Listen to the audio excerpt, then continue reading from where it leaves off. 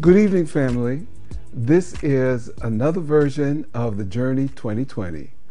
We welcome you to our studio, to our neighborhood, and to the hosting that is done by myself, John Robertson, psychologist, and to my inimicable host, Mr. Charles Morris. You're sending me back to the dictionary all over again. Eh? That's it. Well, you know, they had a spelling bee this last week, you know, and so I figure I better, you know what, continue in the tradition. When you sit there and you watch that, and you trying to figure out, like, where did that come from? Like, is that really a word? Right. You know, and then how would you actually know how to spell it? Right. You know, like, and I'm totally fascinated with all of that. Right.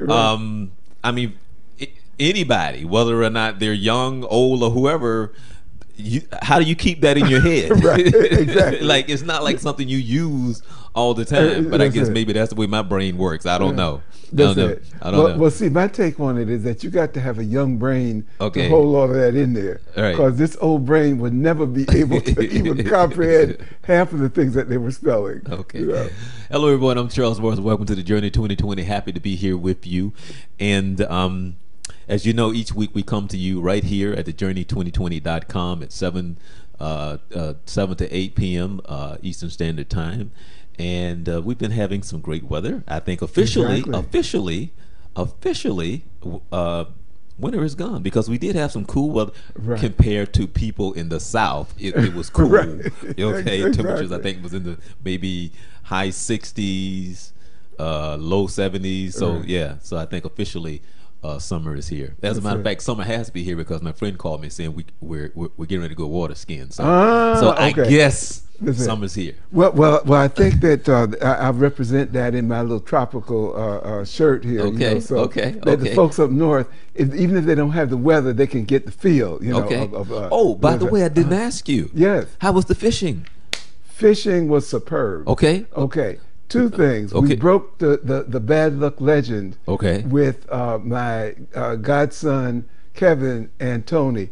Tony and Kevin, didn't we do it out there this time? Oh, Not really? only did we catch fish, but we caught a lot of snapper, but we had to throw them back. Okay. You know, because they're out of season. But not only did we catch fish, but I also got the prize for the biggest fish, you know, on the party boat. Okay. So did you catch any grouper? No. Okay. We caught. Let's see. We caught. Well, as I said, snapper. We got the fish that I caught was what they call a trigger fish. Okay. And that was a nice size one. Had them fillet it. Cooked it up that same night when we got home. Okay. And we ate on that for a couple days. Okay. All right. So that was good. Okay. And we also caught what did they call it? Grunt. Yeah. Oh yeah. Grunt. Yeah, exactly. Yeah. Grunt is a very good fish. Exactly. Yeah. And some porgy. Okay. All right. But Brother Charles, we missed you, man. Hey, you know what? Hey, next time. I promise I'll go next time. Okay. Audience, I want to be at the next one. Oh, well, listen, this, as I say, that's it. Well, you know, most of you that tuned in last week know that we had a wonderful guest on who's back this week.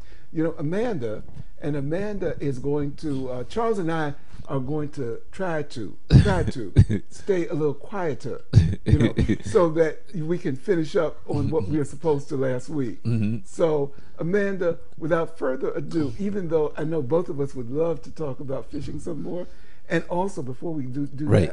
that, yeah, okay, you're part of the witness, right? Right. I'm watching. Charles says he's going to be with us next time. Yes, I am. So you're going to have to come along, right. Okay? Just to make sure he's there. There you go. It. All right, okay. No. I actually do like to fish. I was not kidding. That's it. Yeah. And also I can fish all day long. Okay, and also you're going to have to bring hubby. Okay. And also, if your son is back, because I know you said that he's out there with the rest of the family. He loves to fish as well. Okay. Hubby, I'm still trying to convince. Oh, okay. No, he's got to come. Okay. Got to come. All right. Okay. So now you want to talk about a poet that passed away. Yes. Real quick. Yes. Real quick. A sad, but also, I think, a special moment occurred this week. We had the passing of Maya Angelou. And those of you out there, I think most of you know who she is. But I just in case some of you may not know entirely, who Maya Angelou was, and I say is, I'm going to give you a little bit of her bio before we turn it back over to Amanda. And I've tasked, perhaps unfairly, Amanda with reading one of Maya Angelou's poem, and I have another one near the end of the program that I'm going to read. But let me just give you a little background on this phenomenal woman. And those of you who know her know that that is a take on her poem that's called Phenomenal Woman. And I would task our audience, if you have not read the poem, go ahead and read it. For anyone who reads it and you still don't have your chest go out a little bit more after you read the poem, say you're not alive. So this phenomenal woman was born in 1928, and I didn't know this, Charles, in St. Louis, Missouri, but she grew up in a little town called Stamps, Arkansas. Now, just with that name, you know what kind of little town that's got to be. Yes, especially you wonder because it's in the South. Absolutely. Right, and 1928. Right. Okay. All right. Exactly. All right. Okay. Exactly. And I want to start, her biography, talking about something that is not written here, but in other areas of written, and that is, and it's apropos to our program tonight, that at the age of 7, she was assaulted and raped by a family friend. Okay. And again, as you said, this is the South. As a result of that, she did tell, I believe it was her mother. As a result of that, the man who committed the crime was hunted down and was murdered. Okay. Okay. Maya Angelou felt responsible for talking, and as we talked last week about the impact of saying something, and how some victims react, she felt a sense of guilt, and as a result of that, did not talk for the next 5 years. Okay, she was absolutely silent for the next 5 years because she felt that her voice had killed this man. Okay, so that's how she started, and we would say that with a start like that, we would ordinarily predict, well, this woman is going to have a ruinous life. But I want to tell you just the phenomenal woman that she is, and the phenomenal woman that I believe a lot of women out here who don't realize their phenomenalness, if that is a word, what that incident or that occurrence or that trauma does not have to change life. And quite frankly, Amanda, you're an example of that. But I want to focus in on Maya Angelou's life. At 14, she won a scholarship to study dance in San Francisco's Labor School, and that was part of the WPA. That was part of the New Deal and Franklin D. Roosevelt, etc. And at 14, and this is one of the things I didn't realize about her, she dropped out to become San Francisco's first African-American female cable car conductor. Okay. And later she finished high school, giving birth to her son a few weeks after graduation. And as a young single mother, she supported her son as working as a waitress and cook. However, her passion for music, dance, and performance would soon take center stage. Also, in her urge to survive, and again, this is not taking anything away from her, at one point, she had become a brothel owner, okay, and also had worked as one of the ladies of the night. Well, now when you say that, um, now certain things make sense because, and I mean, I have to make sure that I say this right, because her passion in her life experiences, and she's able to, write it out. Just because, probably because of her summer experiences and her passion, and a lot of things that she has gone through her highs and her lows.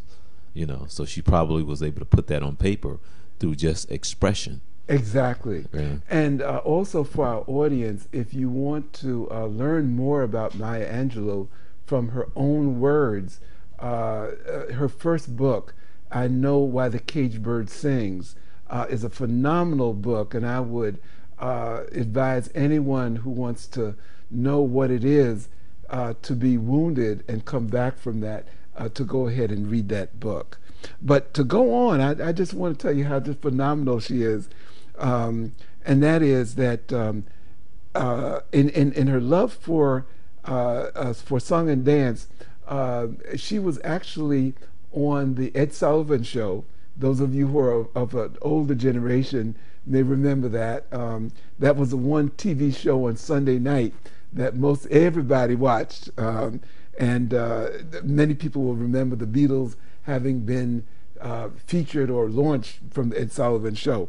But for Maya Angelou, in 1954 and 55, this is around Brown versus the Board of Education, Maya Angelou took off for Europe.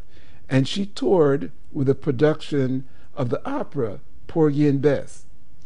She studied modern dance with Martha Graham, and again, another historical figure. I'm going to put everybody back to school to find out who Martha Graham was, because that's another historical figure that a lot of folks don't know about. She danced with Alvin Ailey, okay, on television shows, and recorded her first album, Calypso Lady, in 1958. She moved to New York, joined the Harlem Writers Guild, and acted in the historic off-Broadway play of Jean Genet's The Blacks, and performed Cabaret for Freedom.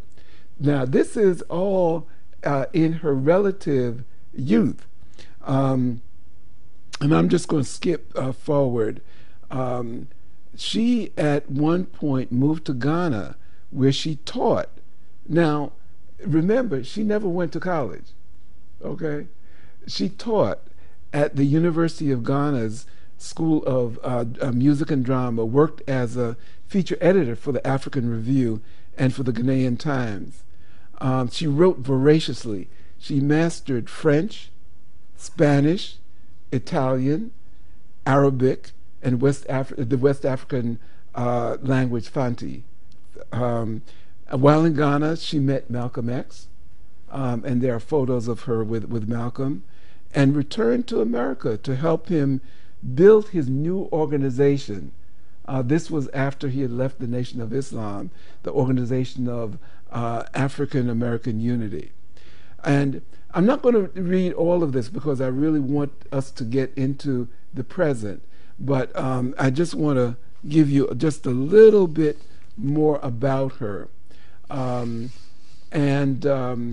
up to the time of her death, she served on 2 presidential committees, was awarded the Presidential Medal of Arts in 2000 and the Lincoln Medal in 2008. She received 3 Grammy Awards. And President Clinton requested, and some of you may remember this, to compose a poem at his inauguration in 1993. And this is something else to look up. And her reading of On the Pulse of the Morning was broadcast live around the world and supposedly was heard by over 500 million people worldwide. So a little girl from Sparks, Alabama? Arkansas. So, yeah. Stamps, Arkansas, is now one of our icons, and her legacy in not only her writing, but also her working with young people, because that was always her passion, lives on. So I would say that yes, although you may you have started out, in the mud and in the dirt, there's no reason that you can't rise, and shine, in any which way your life and your talents bring you. So with that, I wanted to share that with you, and I'm going to turn it over to another shining light, who is Amanda. So Thank you. Wow, what an amazing inspiration to see a woman that has been through so much, that has shifted her world by choice, because she made some serious decisions there that have shifted her outcome, really, in impacting other people and rising to the top, like you said. So thanks for sharing all that. That was awesome. Very good. Do you want me to read this? If you like. Sure, I can. Absolutely. It's titled, Still I Rise. You may write me down in history with your bitter, twisted lies. You may trod me in the very dirt, but still, like dust, I rise. Does my sassiness upset you? Why are you best with gloom? 'Cause I walk like I've got oil wells pumping in my living room. Just like moons and like suns, with certainty of the tides, just like hopes springing high, still I'll rise. Did you want to see me broken, bowed head and lowered eyes, shoulders falling down like teardrops, weakened by my soulful cries? Does my haughtiness offend you? Don't you take it awfully hard, 'cause I laugh like I've got gold mines digging in my own backyard. You may shoot me with your words, you may cut me with your eyes, you may kill me with your hatefulness, but still, like air, I'll rise. Does my sexiness upset you? Does it come as a surprise? Like I dance like I've got diamonds at the meeting of my thighs. Out of the huts of history's shame, I rise. Up from a past that's rooted in pain, I rise. I'm a black ocean, leaping and wide, welling and swelling, I bear in the tide. Leaving behind nights of terror and fear, I rise. Into a daybreak that's wonderfully clear, I rise. Bringing the gifts that my ancestors gave, I am the dream and the hope of a slave. I rise, I rise, I rise. Okay. Maya Angelou. Okay. All right. And with that, and one of the things I want to say about that poem, while Maya Angelou happened to be African American, I think that you can see the universality, of that poem, particularly for women, but also for anyone, who has been downtrodden, and has been put into the dirt. So again, thank you for reading that. Yeah. It's beautiful reading. So go ahead. Last week we started talking about your life, your history, and you were really very, very open and very inspirational with it. We didn't get to talk about the segment where you had started putting together your company, and one of the things that I had said to your husband last week, I said we were talking about him because you had shared with us that in the conversation with him was where the idea for your company, I want to call it your ministry, came into being. So, you want to talk about that a little bit? No, actually, before that, kind of go back and give us a little history. Oh, okay. Okay, because a lot of people didn't hear you, maybe watching now, but kind of give us a little history, and tell us from where you came to that beautiful smile you have now. Okay.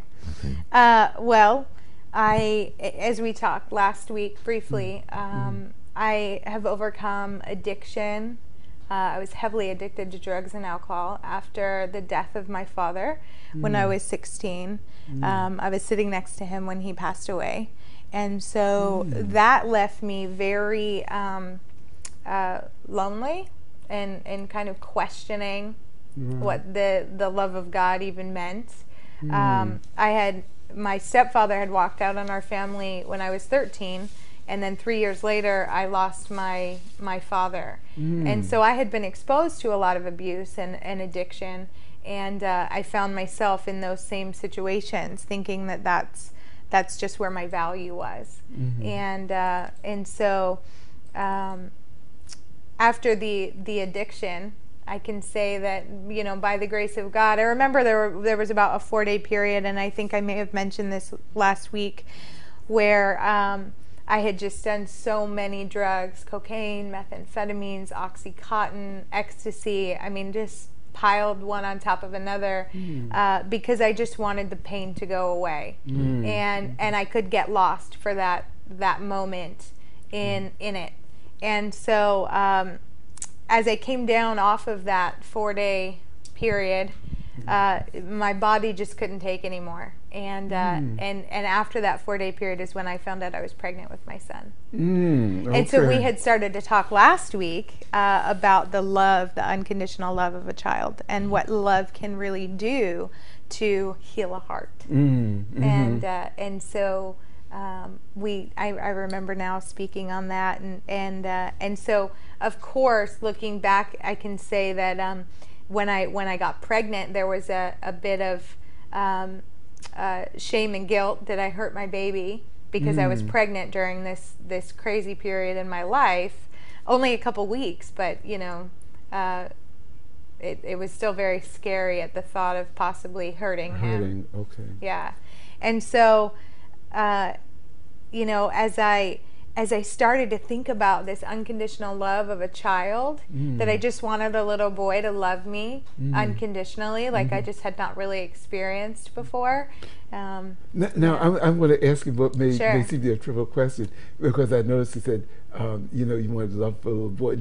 Was it critical that it was a boy or a girl? Yeah, well, for me, because it was, because I hadn't really experienced the unconditional love of a man.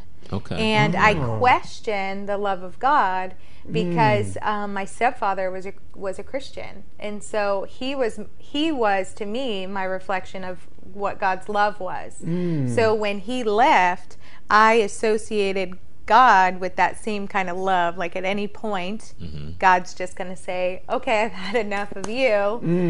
You've just done too much." And so I don't love you anymore, you know. And so that at 13, that's how I comprehended the whole situation. Now I realize that was that's not correct. I mean, that's not truth. I'm saying you realize you was 13. Yes, right, exactly, absolutely. Exactly. And in a lot of senses, you know, that wasn't the case with you know, my stepfather, and of course forgiveness has come in that situation, but also understanding that that's just not the God that we serve.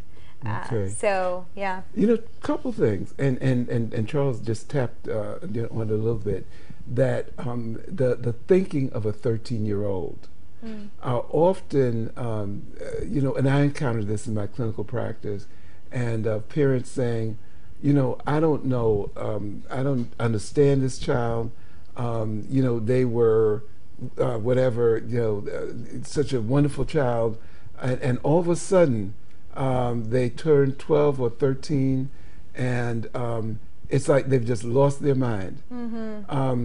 What the second part, you know, of what you're saying, and that is that thinking that somehow, you know, God had given you up. Many people, you know, older people would say, well, oh no, of course, you know, God never, you know, would give up anyone, etc.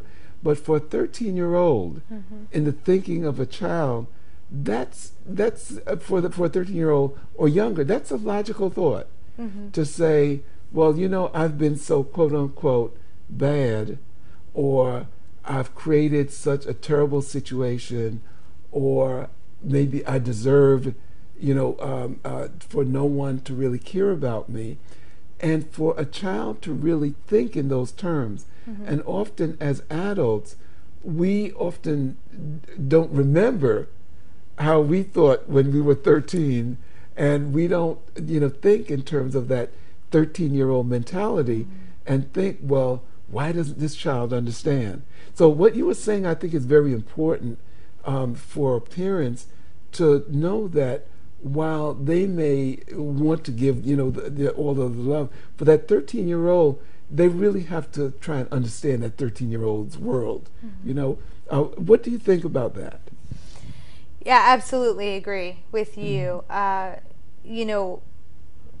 The other thing additionally that I think gets minimized is the love of a father in a child's life, male or female. The love of a father is so important because so much of the value of people is put on the relationships that they've had. And the main one seems to be the relationship with the father.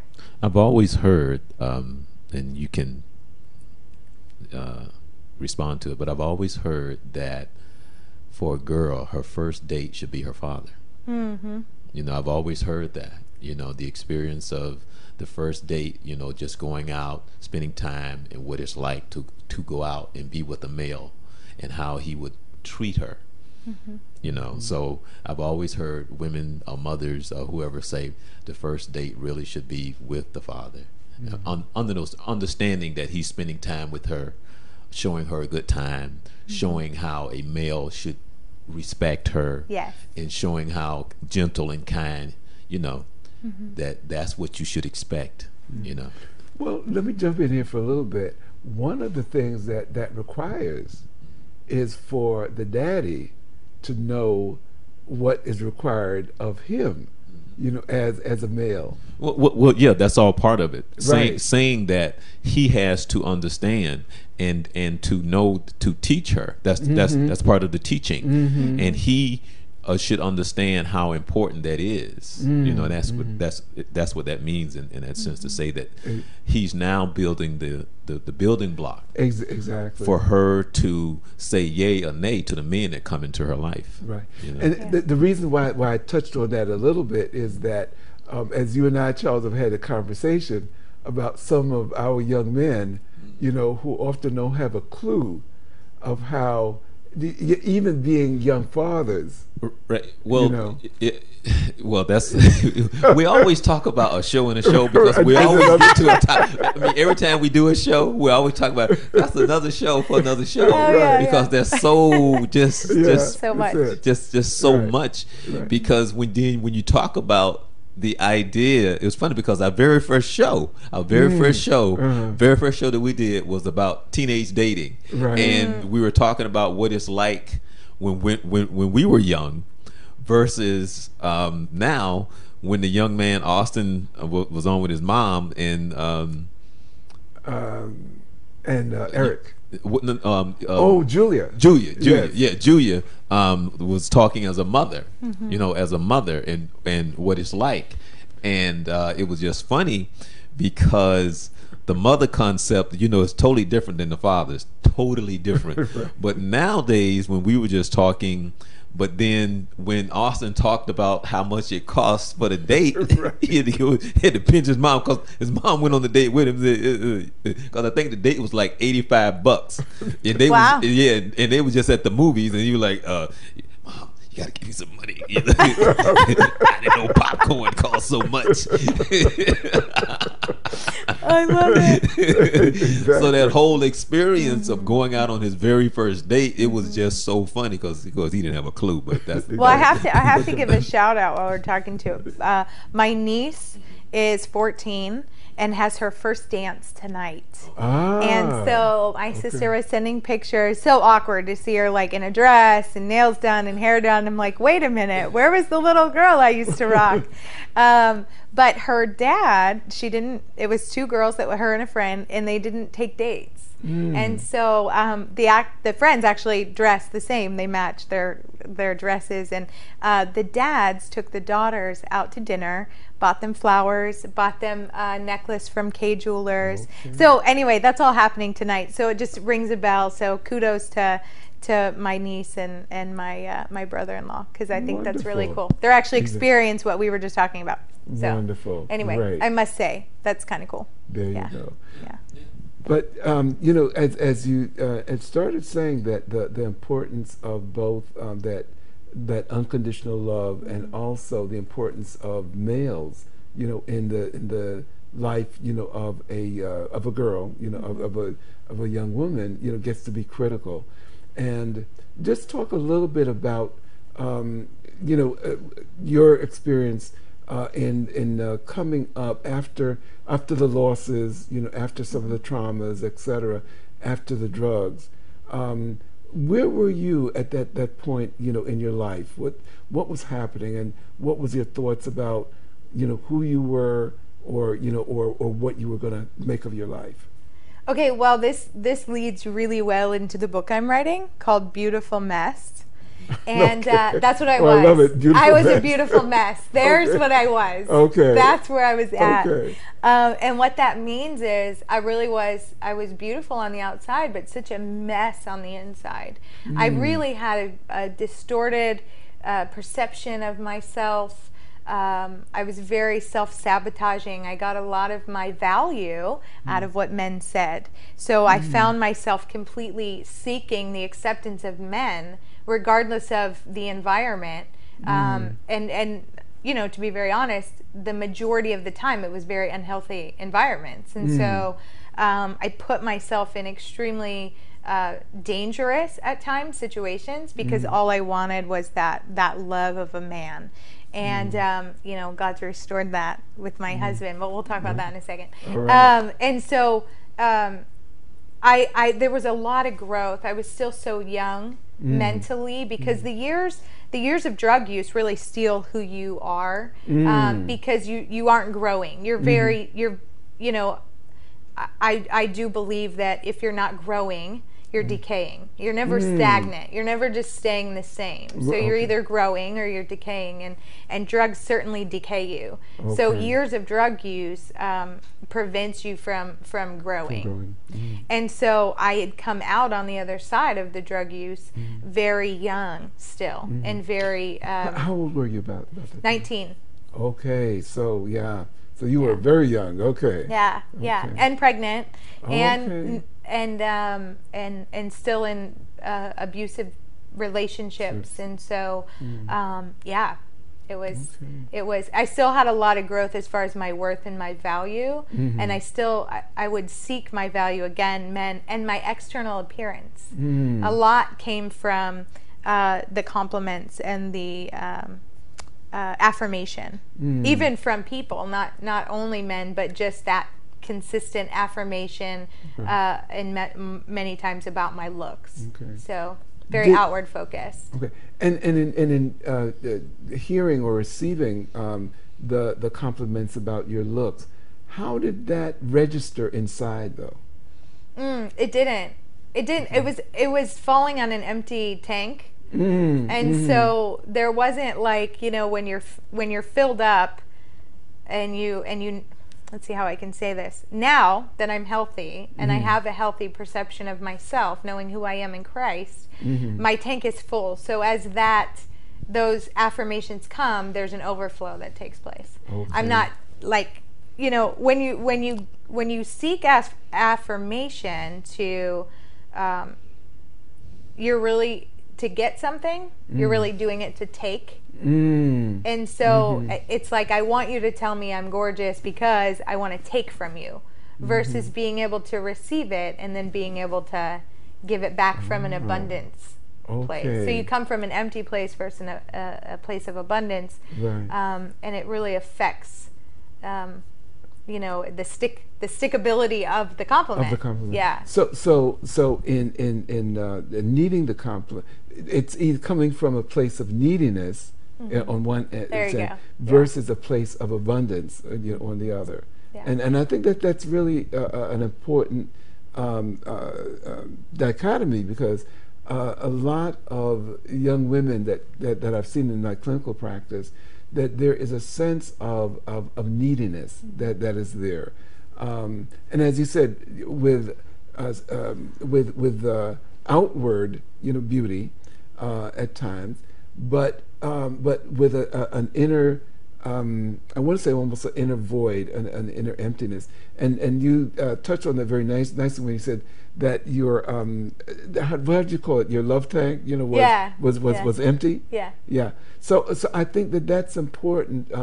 Again, for both our audience and young women to know that it's the old adage, to love other folks, you got to love yourself first. Yes. Yeah. That is a core verse in our company, in Divine, and what we stand for. Okay. And the I Am Worthy Foundation, because exactly like you said, a lot of times we see that scripture, love your neighbor as you love yourself, and most people go, I gotta love my neighbor, I have to say yes to everything, I have to do everything that they need me to do, because that's what I'm called to do. Well, the reality is you can't give something you don't have. So if you don't love yourself, you can't give love authentically, because you don't know how. You don't have anything to give. Okay.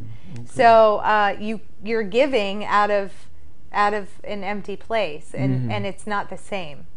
Okay. So when did things change, and where you began to find yourself? Okay. Wow, that's good. So I took myself out of the church setting. I was serving a lot. I took myself out of being in the limelight of the ministry. Were you always in church, or? Well, after I moved to Las Vegas, yes, I found church right away. And Wait. You found church? No, well, actually, you had the same response last week when she said that. Yeah, right? yeah, Remember? He was like, "What? There's church in Vegas? Yes, amazing. How many people need it there?"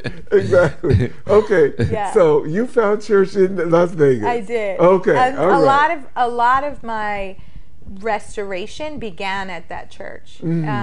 It was a very alive, very charismatic church. And so being 20, 21 in Las Vegas, I want to go to church and have it be like a club, because Right. everyone else is at the club all weekend, Right. I want to go to church and be like, yeah. Okay. So there was a lot of restoration that came, and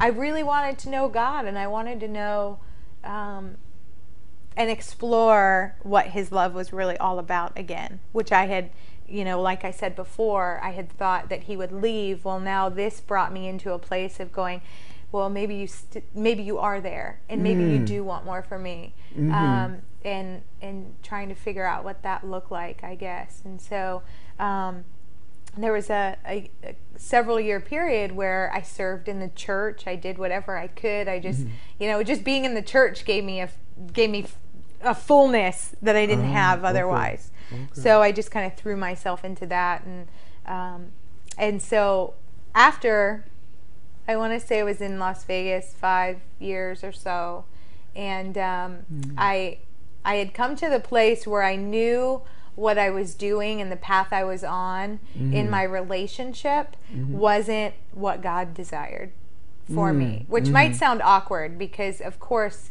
God hates divorce, but God also doesn't want you to be abused. Right. And so at least I believe that. Right. And some people may or may not agree with that one. Right. But. And it talks about conditions of divorce, in the Bible and in Scripture. So again, believers interpret those strictures, and depending on upbringing and your faith walk, there are many individuals who feel that the bond should never be broken. But there are many individuals who tolerate abusive marriages, believing that Scripture or the Bible just is against divorce. But again, my reading, and I just have to speak for myself, does indicate that there are conditions for divorce. And so, but this is your story, so yes. I want you to continue. Okay. So beyond that, I had to be at peace with it, and I waited until I was really at peace with that decision before I made any moves. But anyway, I kind of took myself out of that limelight setting just so that I could really start to focus on what was God telling me, and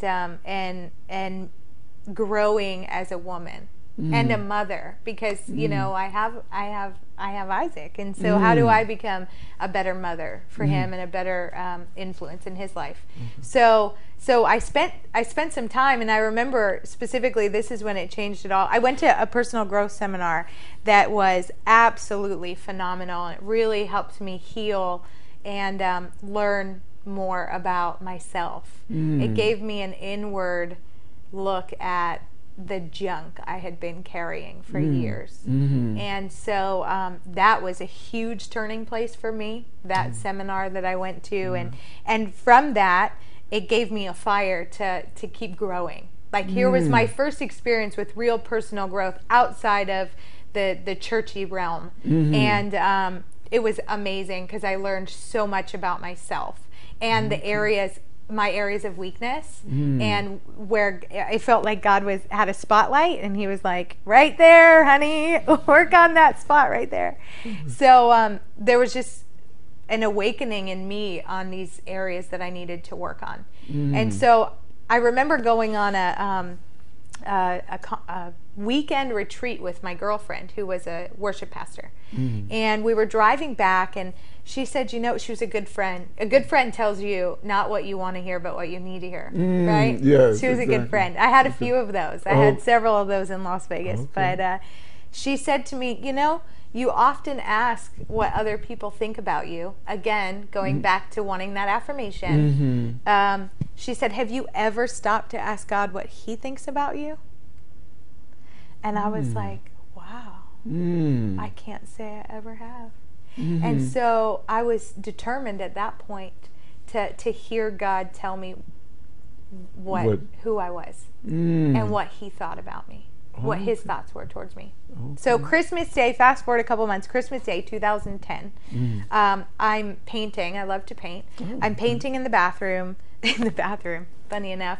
I'm listening to the radio, and this song comes on about stealing Cinderella. It's about this dad who has a daughter, and she's going to be getting married, and how he's coming in and in essence stealing Cinderella from, you know, her daddy. And I start crying, and I'm like, by myself, I'm telling myself, I don't have a dad that feels that way about me. Like, I want to get married again, but I'm not going to have that kind of dad walk me down the aisle. I have a wonderful father figure in my life, amazing man. So, you know, he loves me to death, and has been there since I was a baby. But there was just that void of, you know, I want to be a Cinderella. Okay. And having the dad be there somewhere. Yeah. And so in that moment, everything changed. This was the turning point. When people asked me, that was it.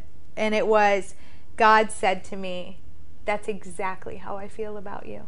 And in that moment, I went from being worthless to worthy.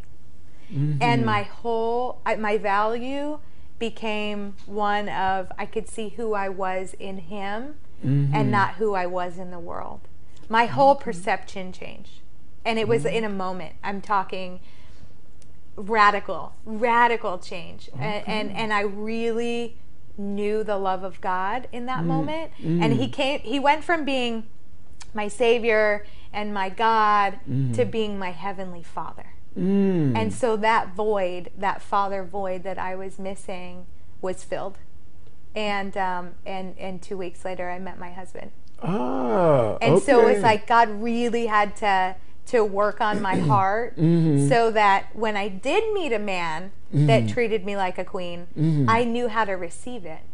And I actually walked into it quite sassy, and was like, yo, I deserve the best of the best. But that was because God just told me who I was. So I wasn't settling. And he, I think, knew it. That's it. and hubby apparently was not turned off by the sassy. No, I think he loved it. Okay. He was kind of like, where did you come from? Okay. What? Okay.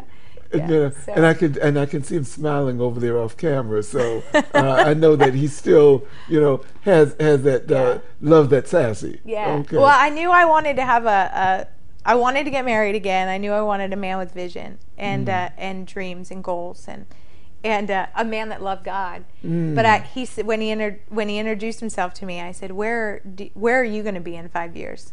I never even asked him his name. Really? No. Okay. I had never said that to anyone before. He was like, "Is this your pickup line?" Right. Or, Okay. I really hadn't. So I know it was led by the Holy Spirit, and that question, was followed up by me saying, "Well, what if I can help you get there?"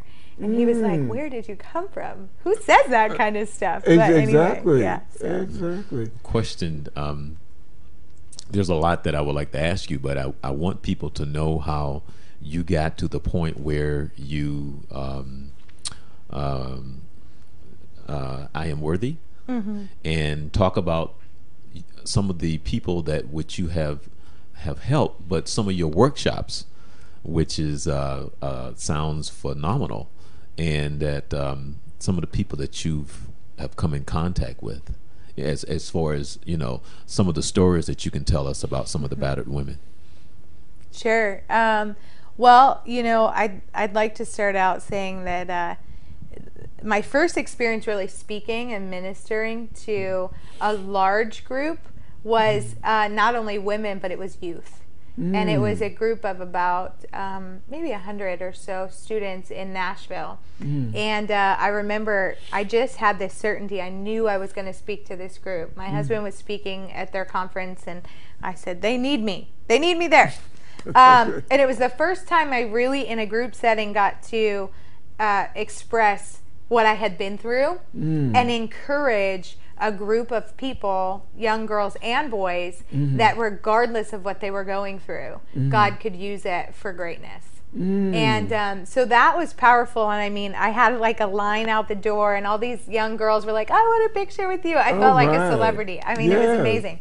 Yeah. And so that was kind of the first experience of understanding the impact I could have, and then from there going into churches, like the church that I was affiliated with, the one that I served at. They had a place called the Impact House. And it was a house where girls that were being rescued from prostitution would come and find restoration, and they would go through treatment. And so there was one specific girl that I worked with, and she was 14, and she had a 9-month-old son, and tattoos all over the body, and really just needed to be loved, authentic love. And so I spent some time with her, and saw her growth, and really really wanted to show her where her beauty came from, although I didn't quite know how to do it yet. So I was still kind of learning myself, which is amazing how God puts you in the lives of people that need it, but then you learn and grow as well. And so she's doing amazing now. But to kind of fast forward, and where I am worthy came from was me serving at a girls' home.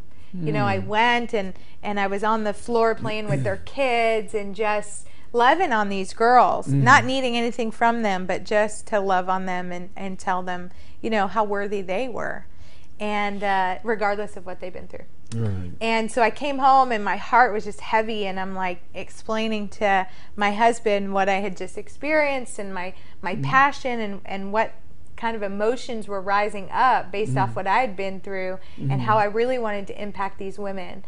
And that's where the I Am Worthy, it was that day that the I Am Worthy Foundation was really birthed. But it came from, here I am, a product designer.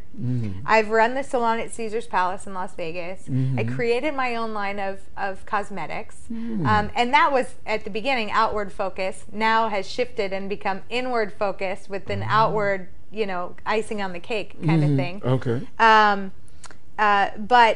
But here I am, and I've got all these talents and abilities that God's given me. I've got this amazing testimony, and I know the love of God. I have so much to share, but how do I really impact these women? And go back to, do you just give them fish, or you teach them to fish? And so as I spoke with Arthur and shared my heart, he's like, let's use this. Let's teach them something. So let's create a product or a product line that they can own, that we can teach them how to present themselves and how to go out and own this product and say, listen, this is a product. And we had started it with nail polish, that we would do one color of nail polish that these girls could go out and sell, learn to make money for their families, learn how to communicate, learn how to get back into the community, give back at the same time that they're building themselves back up. Right. And a lot of these women have records, so they can't get jobs. Yeah. So how can we help teach them?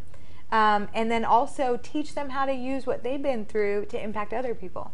So it's not just me impacting them, but it's them learning how to see the good in what they've been through and impact other people, and do it through beauty, because women love beauty. Okay.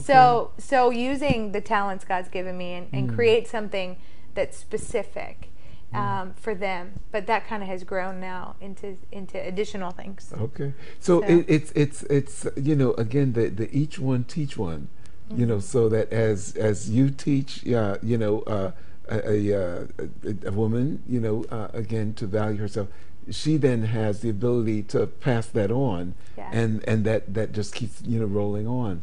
That's a wonderful concept. Well, and now that, you know, where God really has led us to is the whole company, Divine Image Cosmetics. Our brand, our cosmetic line is 10% of all the sales go to rescue victims of human trafficking, women overcoming addiction, abuse, abandonment. So all areas that I can speak on, you know, with the exception of human trafficking, in the sense of I you know, praise God, was never in that place, but definitely can speak to the brokenness and maybe what caused them to get there, or the restoration process beyond. We like to believe that the I Am Worthy Foundation will begin where traditional treatment stops. So where they've, I mean, these girls coming off the streets, there's a lot of treatment and counseling that they need, and coaching. So what happens after they've, you know, completed that? And that's kind of where the I Am Worthy Foundation comes into play. And we're having, you know, charity days of beauty to help fund that. We're working on our initiatives so that we can grow the I Am Worthy Foundation and go after bigger partners, people that really want to transform the way women see beauty in our country and in our culture as a whole. It takes 3 to 5%. I'm going to say 3 to 5%. But it could be 15. 3 to 15% of people to really shift the culture. And so I believe with enough women, we can create a movement. We can create a movement of women that want to transform the way the world sees beauty, and that we really start to see beauty God's way. And in that, we look good while we're doing good. All and right. we go out and we impact like women's lives. Oh, woman, hear me roar. All right. Well, how do folks find you? You know, if they want to become, you know, involved and be in contact with you.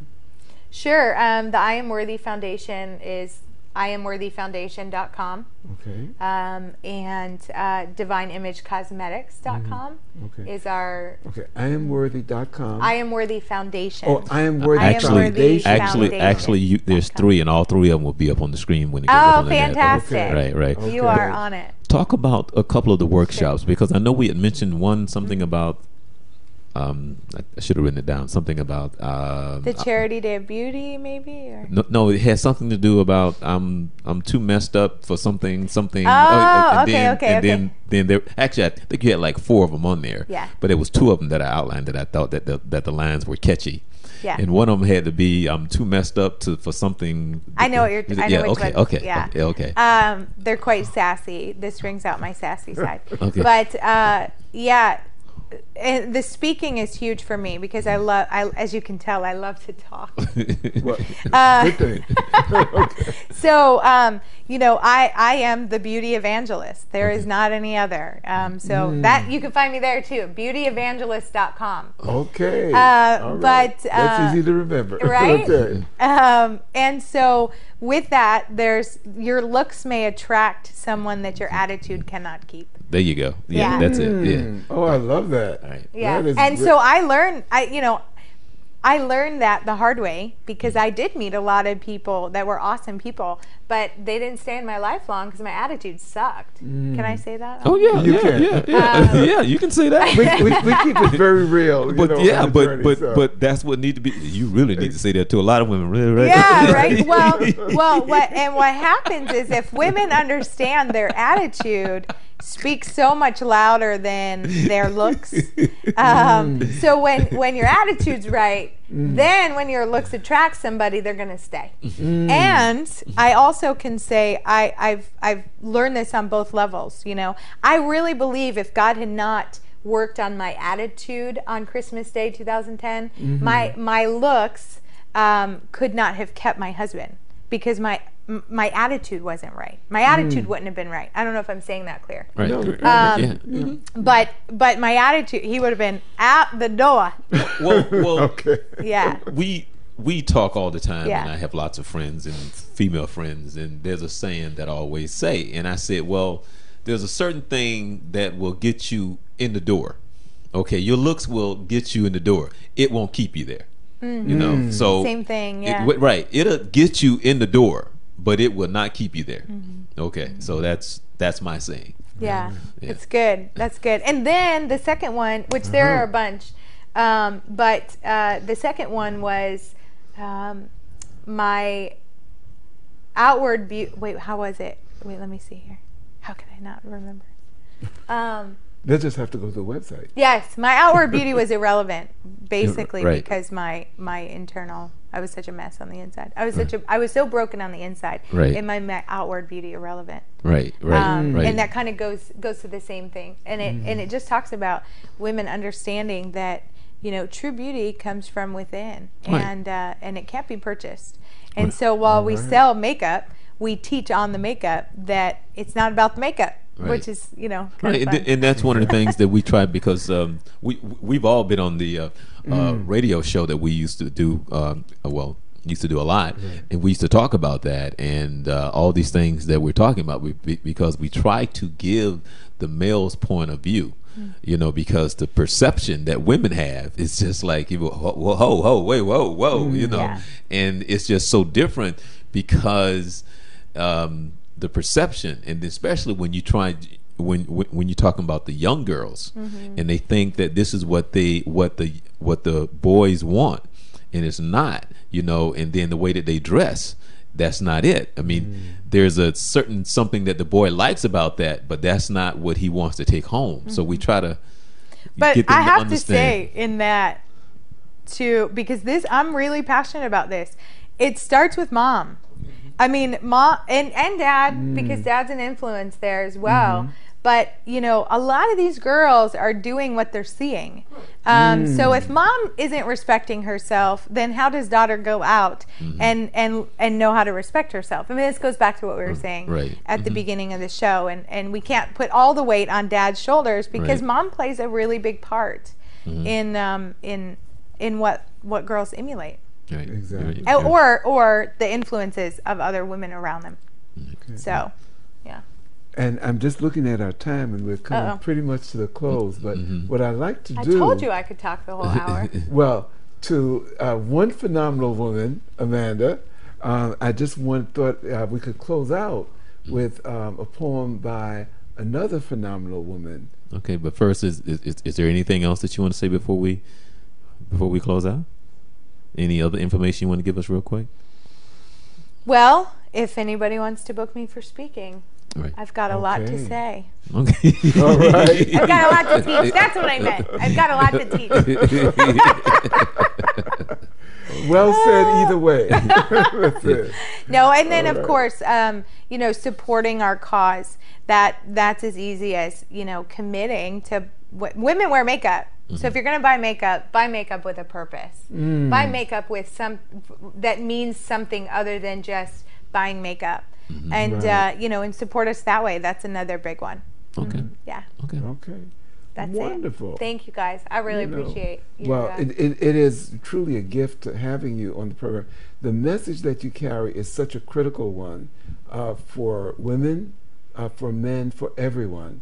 And one of the things, as Charles said, that the information is on the website, but I truly hope that everyone gets to meet you at some point in person, because folks, you just don't know the positive energy that Amanda emanates as she talks about her story, her mission, and her ministry. And so I think, Charles, although I did want to read the poem, I don't think we got too much more time. We got time? Okay. This is one that it's interestingly called Alone, by Maya Angelou. And she starts a poem by saying, lying, thinking last night, how to find my soul a home where water is not thirsty and bread loaf is not a stone. I came up with one thing, and I don't believe I'm wrong, that nobody, but nobody, can make it out here alone. Alone, all alone, nobody, but nobody, can make it out here alone. There are some millionaires with money they can't use. Their wives run around like banshees. Their children sing the blues. They've got expensive doctors to cure their hearts of stone, but nobody can make it out here alone. Now, if you listen closely, I'll tell you what I know. Storm clouds are gathering. The wind is going to blow. The race of man is suffering, and I can hear the moan, 'cause nobody, but nobody, can make it out here alone. Alone, all alone.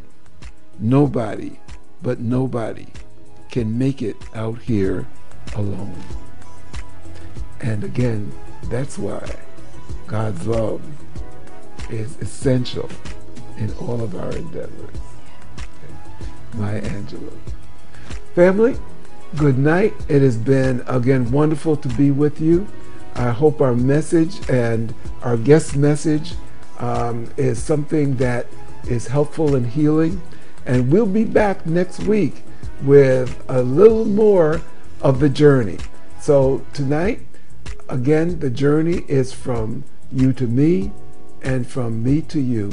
Good night, good blessings, and we'll see you hopefully next week.